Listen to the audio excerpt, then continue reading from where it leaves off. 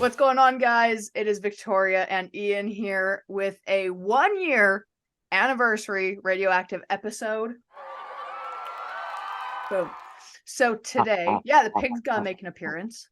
The pig has been here as long as you have, Ian. So you gotta feature the pig.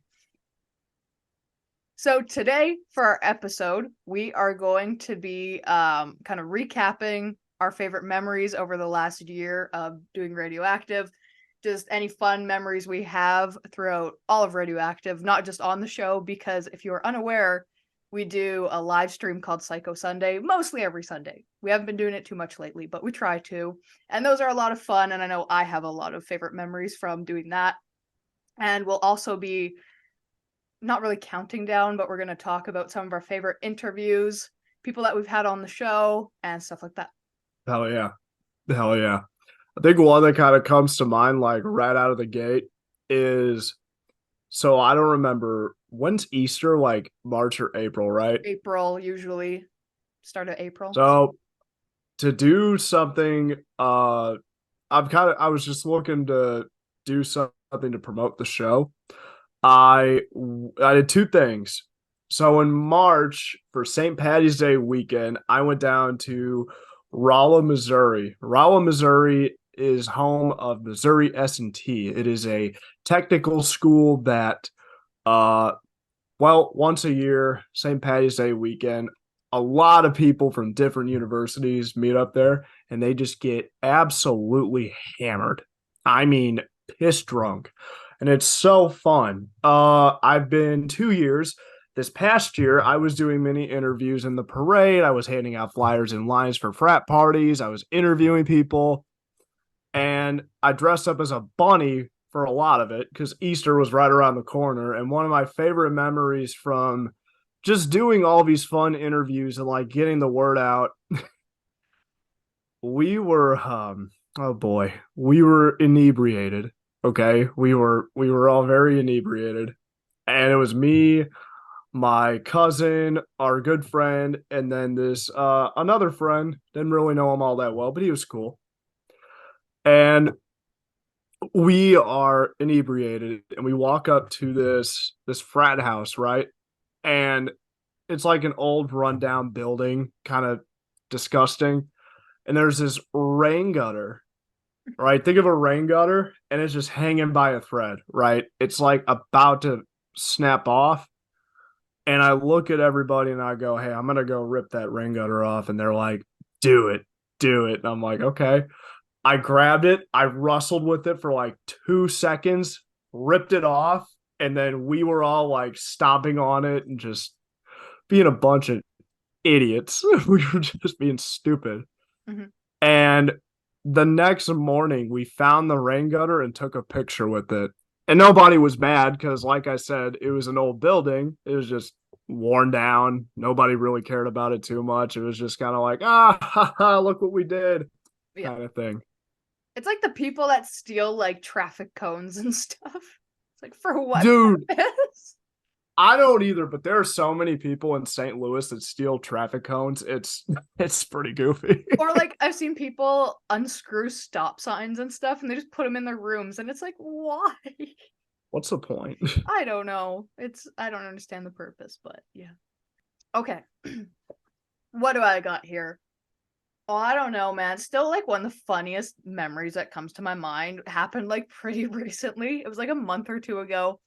And Ian and I were streaming on Instagram and some dude popped in the chat and was like asking how long Ian and I have been together.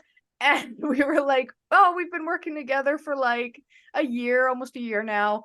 And the guy's like, no, like, how long have you been dating? And we started laughing. It was so funny. And we were like, no, we're like, we're not dating. And he was like, oh, but you guys are cute together. And then, of course, everyone was encouraging this. I know who that was. Yeah. That was old childhood buddy of mine. I don't see him as much as I would like to see him more. He's a goofball. He's a really funny dude. His name's Kyle, and Kyle's always been like this. I say bad influence, but it's all in good fun. But that that had me in tears. I was laughing so hard. It was so funny. And then probably another one. See, some people don't see this stuff on the podcast because when we do interviews, you have to clip it down. Like you gotta take all the unnecessary parts out and stuff like that. And I don't think this ended up making it into the episode. But when we had Wheezy Wee on the show, she was known to me and you kind of for doing the Pringle hands. You put like Pringle cans on your arms. So Ian and I, before we had her on the show, we're like, we gotta go get Pringle cans and we gotta stick them on our hands for when she joins the call and we'll like have Pringle arms. And she found that pretty funny. I don't remember if that actually made it into the episode or not, but we have a picture. I think it might have. I think it may be, it might have, but I know we have a picture of us holding our hands up, and I'll insert it here, but that was funny. We got to get her back on, dude. Yes. I loved her energy so much. She's fun. Obviously, I'm biased because I had the biggest crush on her of all time. Like, you have a celebrity crush. Yeah, right? Like, who's your celebrity crush? I don't know. I'm not really like crushing over anyone, honestly. Like, I'm think like lots of people have like actors or actresses that they really like think are really cute, but I don't really honestly like. I don't know. Like I just don't. And even musicians, like I know lots of people are like Andy Biersack and like Chris Motionless and all these guys, like Spencer Charnas, like all these guys, and I'm like, I don't know, like they're not ugly, but to me they're not like, don't get me wrong, when I first started listening to Black Veil Brides, like Andy was like, whoa. I was like, wow, I didn't know they made people this cute. Like, whoa. But you can't lie. No one can deny he's not a good-looking man. Andy Biersack, my God, if he auditioned for like the next Magic Mike movie and he just started ripping his shirt off and people would go absolutely feral over that. People would go nuts. Yeah, they would. But respectfully, Andy Biersack is a very handsome dude. He's a very handsome. You can't deny it. He's a very good-looking guy. Respectfully, he's a good-looking dude. I want to poke his cheekbone. I want to touch his Adam's apple. Respectfully, I just want to like feel it. But anyway, yeah. So that with Wheezy was pretty funny. Oh, and another one when we had Chevy Marie on the show, and one of our last questions that we asked her was, "Do you like Ice Nine Kills?" You ask it. You ask it. You ask it. No, you. How about we both? Okay. On 3. Yeah. Do. Do you like Ice Nine Kills? Ice Nine Kills. Oh my God. Not really. And she was just kind of like, oh my God, as if you just asked me that. Now, Chevy and I, we got into this like debate about Scooby-Doo movies, and it was great. But I'm going to give my argument. I'm going to put them in order and explain everything. Number 1 is Zombie Island. Number 2 is Cyber Chase. And number 3 is Alien Invaders. Maybe sure, I'll give number 4 to The Witch's Ghost. But hear me out. Witch's Ghost is number 4 because the only redeeming and cool thing about that movie are the Hex Girls. That's it. Yeah. Like, I'm sorry, but the reason the Hex Girls are in the movie, just because they're pretty and like the goth girls that you like dream about, does not make them put them in the number 1 spot. The plot was not that great. The villain was pretty boring to begin with. And the story just is very blasé. And the only redeeming factor about The Witch's Ghost is the Hex Girls. And they weren't even given the proper like platform to be appreciated. That, like, you know what I mean? So, like, to me, if we're going for an overall Scooby-Doo movie, I'm sorry, but your goth girl fascination does not make it to be the number 1 spot. That's just my opinion. And I loved it. And same here. Like, I mean, I was just kind of like fangirling for a girl. I was like, oh my God, she's so pretty. No, what people didn't see in the episode was us nervous dancing before Chevy joined the call. Yeah. Me and Ian were both like, obviously still being professional, but at the same time, it's like, holy shit, this is Chevy. Like, Chevy's a pretty big deal to us. You know, she's Yeah. pretty cool. So we were like, oh my God, this is crazy. So that was pretty cool. That has to be one of my top favorite interviews that we've done was Chevy's. Oh, I Chevy, really 100%, enjoyed that dude. one. Not saying like anyone, like people we've had on the show, like no one's been a bad guest. Everyone has been an absolute delight to talk to. But oh yeah, no, we've done a lot of like really dope interviews, and I can't really. It would be unfair to say one's my favorite, but if I had to narrow down one of my all-time favorites, it would have to be. Unfortunately, you weren't here for this. It was a live session on a tour bus with Dark Divine, and I was going bonkers, dude. I was like, oh my God. And Anthony's just very easy to talk to. He's funny. He's really funny, dude. He's super goofy. like you said, it's so hard to like narrow down a top favorite. Each one is my favorite in a different way. Like the recent interview we did with Lonnie Eagleton from Blackfoot Brides. That recent. Well, like, you know, we did that back in, was it like March or April? One or the other. Yeah.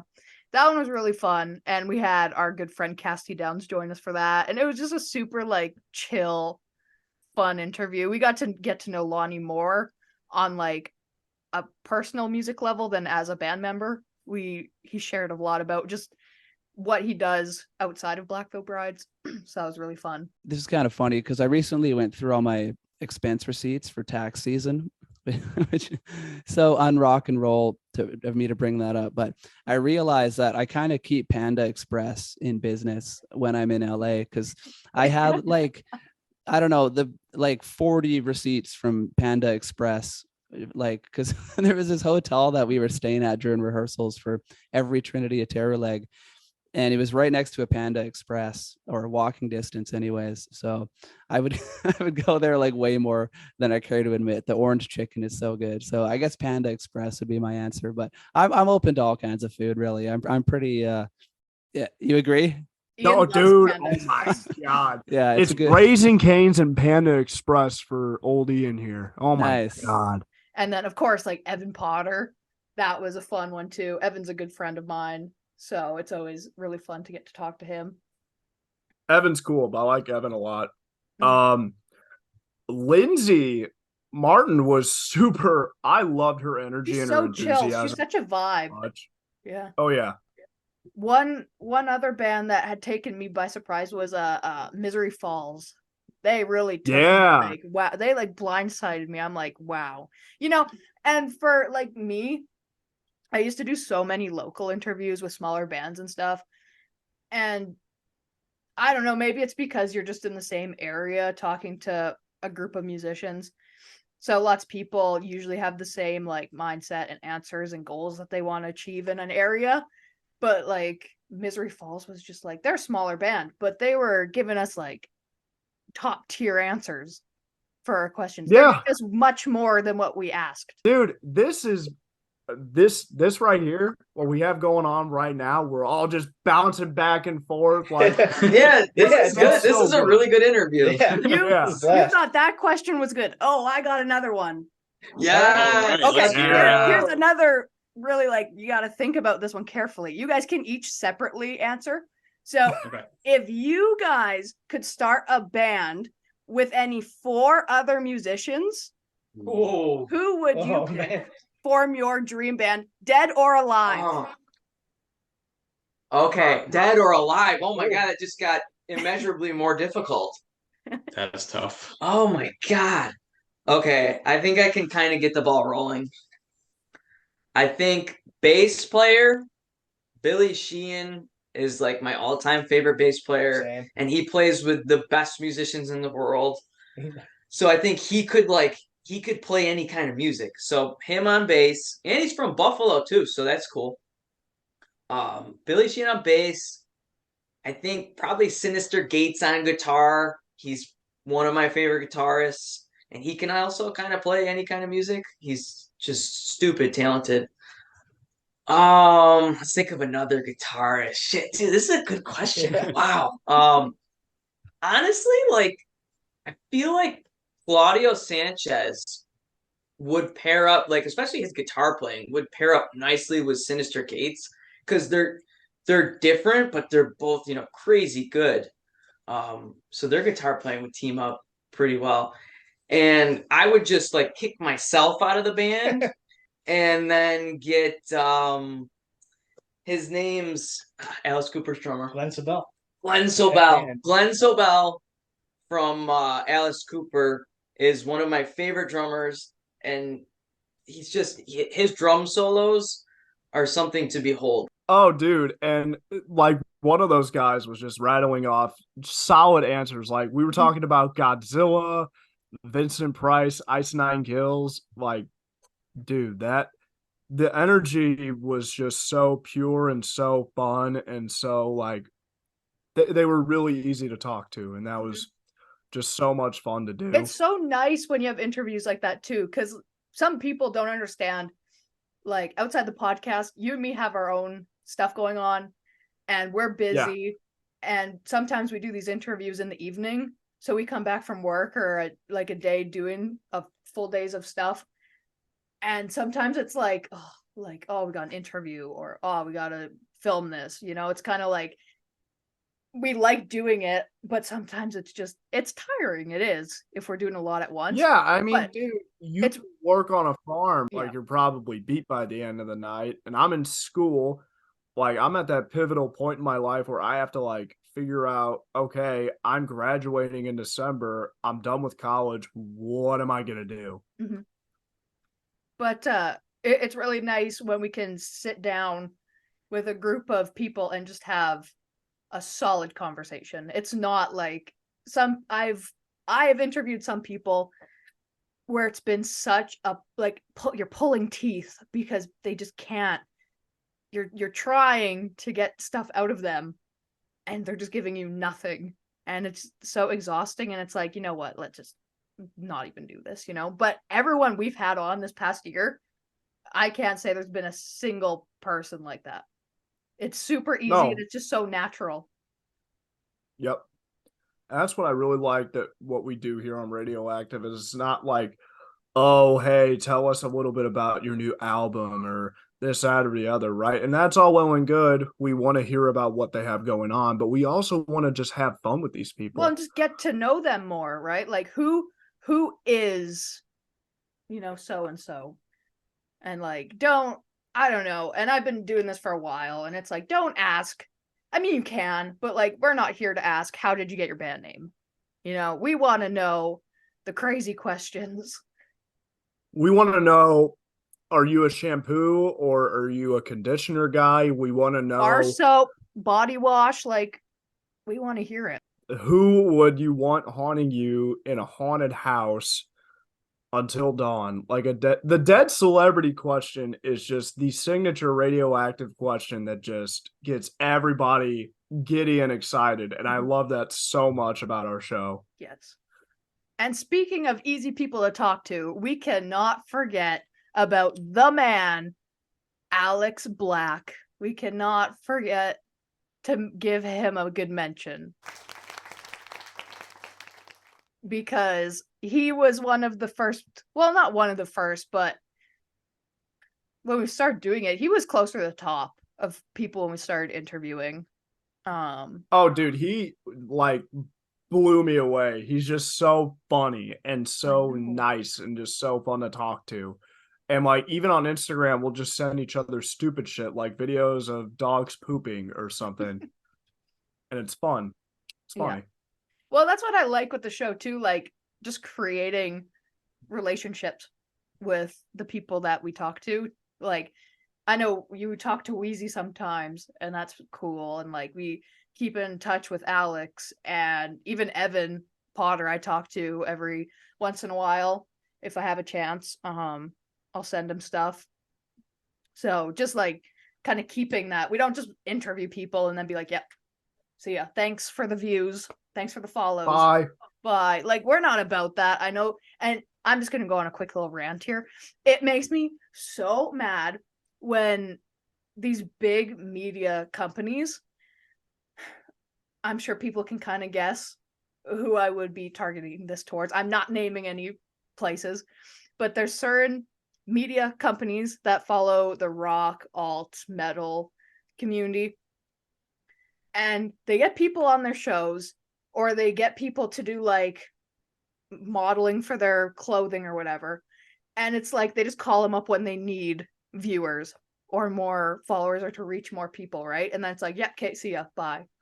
And they never mention them once again. It's like, we're on here, we say we like Black Veil Brides, and we actually like Black Veil Brides. We mention them probably once, twice, 3 times in a single episode. Every episode, I would be shocked that there's not, like, we have talked about them damn near every episode we have ever done. And it's not because we want to, like, get attention from them or anything. No, it's because we like these guys a lot. We see them as human beings. Like, before they got to where they are now, they were human beings. And that's like, dude, we do talk to Chris Biersack. We don't just want to, like, use it as an end to talk to the guys. We talk to him because we genuinely, like, adore him. We love getting the opportunity to shoot the shit with him and just say, hey, dude, how's Mrs. Biersack doing? Or, hey, like, did you catch the Cincinnati Reds game or the Cincinnati Bengals game? Like, yeah. You know what I mean? It's like there's a deeper bond here than that. Yeah. Well, and that's what I just appreciate every single person that ever agrees to come on our show, because we're not huge. And a lot of people at bands that are bigger that have publicists, they'll just like push certain people aside because it's like, you're not. Why would we let you do this? You know? Right, exactly. So the people that actually give us a chance and talk with us and genuinely seem like they have a good time, like I always appreciate that so much, and I respect that a lot, because they could be doing too, a million other things with their time, but they choose to sit down with us for an hour and just talk about the most random stuff. It's great, dude. It's literally just such a fun opportunity. And you're right. I mean, we're not huge at all. We're just 2 average people, and we just so happen to meet. The whole reason we met is because of Black Veil Brides. Like, it all ties back to that butterfly effect, man. Well, and because we interview, say, like, we'll have Lonnie on the show, then we'll tell, you know, Chevy we've had Lonnie and Evan Potter on the show, and she probably knows those names. So then she's like, oh yeah, cool, let me come on. Then after we have Chevy, then it's like we talk to, you know, Christian. It's like, oh yeah, we've had Chevy and Lonnie on, and then it's like, oh cool, I'll come on. You know, it's kind of like dominoes, where it's like when those first few people agree to just like come hang out, it's like more people will start doing it, which is really cool that people take time to do it for us. And then those feature Fridays too. I mean, those are so fun to do. Yeah. And those have gotten noticed. A few people have noticed, like Beartooth and Pierce the Veil. Pierce the Veil, yeah. Pierce the Veil saw the one that I did, which was like crazy. But amongst everything else, the best thing that we did, the best thing that we did this year had to have been the Temple of Love music video. I don't see anyone else going out here making a music video with a budget. In the temple of love,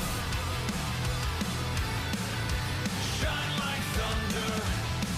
In the temple of love, cry like rain. In the temple of love, hear my calling. In the temple of love, hear my name. I agree. If you, for people watching this, if you have not watched our music video, fan-made music video for Temple of Love by Black Veil Brides and VV yet, head over to our RadioActive page and check it out, because it's pretty sick. Mine says 331, but I know sometimes it lags in views, so it could be a bit more than that. I tell you what, my internet is just terrible. That's okay. We're around 331 views right now on YouTube. I'm not too sure what it is on TikTok. Or speaking of TikTok, oh man, that's so itchy. Speaking of TikTok, I tried to post a clip of Temple of Love on our RadioActive one, and it was the part with like the fire, and TikTok banned it. They blocked it because it had unsafe content because of the fire. Oh, stupid. And I was like, bullshit. I was so mad. Dumb. That's stupid. Yeah, Temple of Love was a lot of fun to do, man. That was just one of those summer activities where I was interning at a company for the summer. I was taking summer classes at school. And, we've been trying to get Andy Biersack on our show. I mean, you have for 3 years, and I've been trying to concoct a scheme in my head of like, okay, how do we bring this to fruition? And then one day I'm just driving in the car and I'm like, oh shit, that's it. I know how we're going to do this. Mhm. And, even if he didn't see it, which I mean, I think he has. I'm pretty sure he probably has, but I'm don't sure he quote me has. on that. I don't know, but I'm guessing he probably has. And I mean, dude, he's a busy guy. Like of all the people, Andy is a busy dude. But we're still gonna, hammer this out. And I mean, I think it might work. It might not be until December or January, but we've got we got to segue into this the best way that we can. But yeah, Temple of Love was fun. I don't know. And then just all like the live streams we do, that's cool. Just hang out with the people that like our show. We've done a lot of really goofy shit on this show, and it's just so fun to like put everything that you have going on in your life, to put that aside for about an hour and a half and just do something that you really enjoy doing is so awesome. And I can't forget to shout out Taylor Morgan from Dead Levy, because we did an interview with him recently, and that was a lot of fun too. Any of those guys are always a hoot to talk to. They're, like Taylor said, they're a bunch of characters, interesting characters, but God, I love them for it. Never a dull moment when you hang out with them, that is for sure. Taylor was super goofy. He took me by surprise, I tell you what. And usually, it's the Americans, and we have like all of these tendencies, and then Victoria's like, what? That's not how you say pasta. It's pasta. No, pasta. There's no E. Pasta. Pasta. Pasta? Pasta. Yes. What are you from, Minnesota? No, I'm Canadian. Pasta? Lonnie says pasta. What? Pasta. Pasta. Pasta. Do you say wait. Yeah, that'd be right. Do you say spaghetti or spaghetti? Spaghetti. Yeah, it's spaghetti, so pasta would be pasta. Spaghetti. It's not spaghetti like pasta. Spaghetti. It's spaghetti, so it'd be pasta. We should really not be getting into the whole English language, because there's so many words that are like, why is this spelt this way? But then this is spelt the same, or like spelt with the same like letters, but it's pronounced this way. I don't understand the English language. I really don't. How about what do you call dinner? Do you call it dinner or supper? Supper. Well, I usually say supper, but sometimes I say dinner. Dinner, we actually use, like, my family anyway, unless it's just me that more so does it. I'll say like dinner as in lunch. Like, what are we having for dinner? Like, that's kind of for lunch. And then supper's always been supper. Sometimes dinner, like lunch and dinner flop between, but supper has always been supper. They both mean I get to eat food, so I'm happy either way. Yeah, I had Chinese food for breakfast at like 10 o'clock in the morning, and I just didn't even really think anything of it. I'm like, I don't want eggs or bacon or cereal. I want leftovers. So, I mean, as long as I get to eat, like, dude, even doing breakfast for dinner is so fun. Oh yeah, it's whatever you're feeling, honestly. Like, whatever floats your boat, whatever tickles your fancy. Tickles your fancy. Whatever tickles your fancy, by all means. Tickles your fancy. Whatever Okay, tickles your fancy. I always say that. I'm like, that just doesn't tickle my fancy. I say that so much. That's. Thank you. We've had on Ruth and Nicole and Cassidy. Oh, let's be honest. Anytime we have friends on the show, it's fun. Like, oh, it's fun. We did an interview. Well, we've had Cassidy on the show a few times, and then we had Cassidy and Bellamy on, around, that would have been around New Year's, because we did the like resolution things. Then we had Ruth and Nicole on, and then we had Ruth, Nicole, Aaron, Bellamy, Cassidy, and yeah, I think that was it. And then we did the BVB day. We actually didn't have Bellamy on for that one. Oh, we didn't, did we? No, and I was like, oh man, I feel bad. I thought we did. Maybe we didn't. It's weird and cool at the same time. Like, we'll put out an episode, and a few days later, like, I'll have a guitar lesson with Lonnie, and he'll be like, "Oh yeah, I watched like the last episode of Radioactive," and I'm like, it always takes me by surprise, because I'm like, you took time out of your day to just watch me and Ian talk about the most stupid shit ever. Like, it's just really cool, because to me, there's two sides of Lonnie, like, that I see. There's the guy that's in Black Veil Brides, that wears the paint, that's on stage, like this rock star, right? Rock star. That I get nervous like seeing. So there's that. But then there's like Lonnie, guitar Lonnie, that I take lessons from. So like, I'll be talking to Lonnie, but then he'll talk about like band stuff or something that Andy did or something Cece did. And it just always takes me by surprise. I'm like, oh yeah, because you play in Black Veil Brides. We did an episode with Evan, my old college roommate, and that was a lot of fun to do. Yeah, we just we did hot sauces, and I remember there's this like bit in the video where Evan and I were watching you because you were like, I'm gonna do something crazy, man, and you did all these hot sauces into this like jalapeno popper. And Evan and I were like holding on to each other, like, what's she gonna do? And she ate it. And Evan and I just lost our freaking minds. It was so funny. We were like, cheers. Come on. Put it in.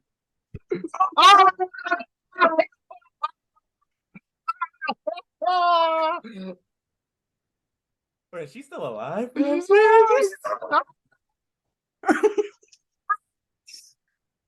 Yeah, that one was funny. I mean, I'm always down to just try foods and rate hot sauces. If anyone is watching this video and you own like a hot sauce store or like just a store of sauces, barbecue sauce, honey mustards, I don't care. Send us some stuff and we will like literally make an episode rating it. I don't care who you are. Just be a legit business. I'm not eating any homemade stuff. That's some random.